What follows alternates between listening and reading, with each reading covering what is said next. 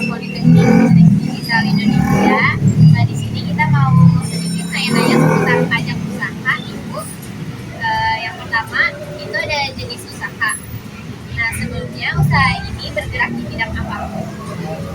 Usaha ini bergerak di bidang F&B, ya, food and beverage. Kira-kira udah berjalan berapa lama?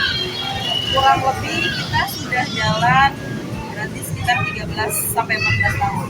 Bulan tahun depan, April tanggal 24 itu 13 tahun. Oke, lanjut jenis pajak. Pajak apa aja yang biasanya dibayarin untuk usaha ini? Tadi apa? PB1 ya? Iya.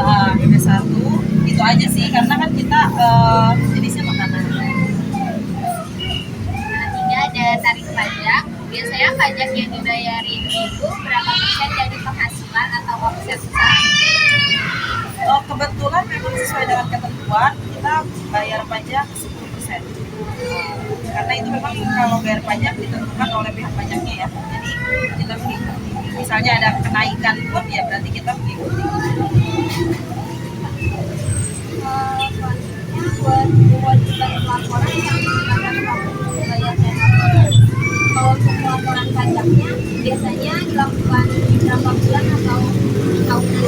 Kalau untuk pajak restoran kita melaporkan pajak itu per bulan. Setiap bulan itu kita laporan pajak per bulan. Per bulan itu laporan wajib lapor. Jadi karena kalau misalnya kita telat lapor pajak, kalau nggak bayar pajak itu kita ada denda. Gitu. Biasanya ada tanggal tertentu nggak buat bayar dan lapornya? Biasanya tanggal berapa itu?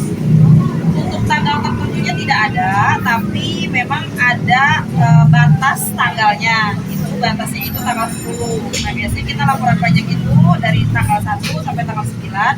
Nah, kalau sudah lewat dari itu, kita ada denda dari yang kita bayarkan. Gitu. Terus untuk dokumennya biasanya dokumen apa aja sih yang harus disiapin kalau mau melakukan pajak? Sebenarnya kalau untuk restoran saya nggak tahu kalau untuk yang lainnya, tapi untuk saya sendiri, restoran ini sendiri yang kita lampirkan itu hanya laporan pendapatan aja. Jadi kan karena laporannya bulanan, jadi ya udah per bulan, jadi tanggal 1 sampai tanggal 30 itu kita laporkan hasilnya. Hasil pendapatan aja. Lanjut buat laporan SPT, biasanya urusan pelaporan pajak Ibu yang lapor sendiri atau dibantu staf atau konsultan? Kebetulan saya sendiri, karena kan sekarang itu bayar pajak udah gampang banget ya. Jadi kita bisa via online, jadi nggak mesti harus ngantri, nggak mesti harus lama, nggak mesti harus ribet. Jadi udah ada aplikasinya sendiri, kita login, nanti kita bayar pajak. Masukin laporan, nanti untuk pembayarannya transfer. Yeah. Profil dan sejarah singkat.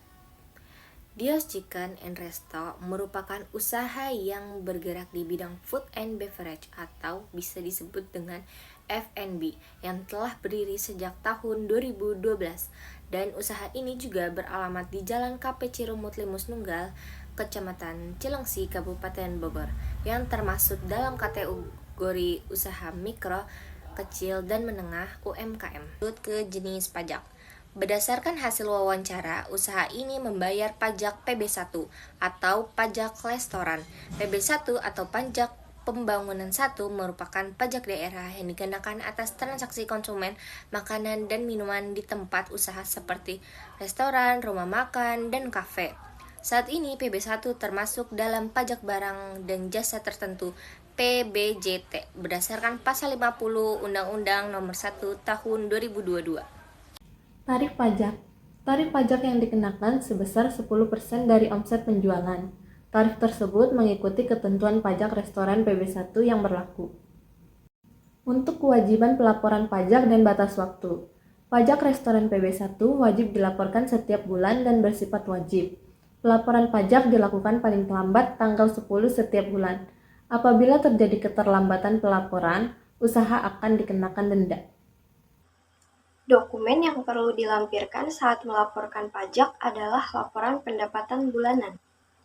Karena pajak restoran atau PB1 dilaporkan setiap bulan, maka laporan pendapatan per bulan menjadi dasar dalam pembayaran dan pelaporan pajak.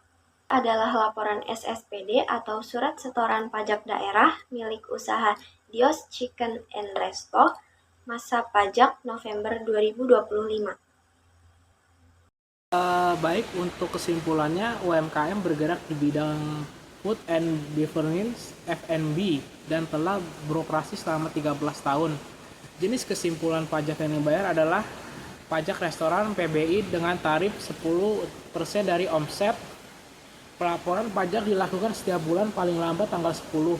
Dokumen utama pelaporan adalah pelapor pendapatan bulanan. Pembayaran dan pelaporan pajak dilakukan secara online sehingga lebih mudah dan efisiensi. Baik, sekian pemaparan penjelasan materi presentasi dan kelompok kami. Berikut dokumentasi yang saya dan kelompok saya dapatkan. Terima kasih.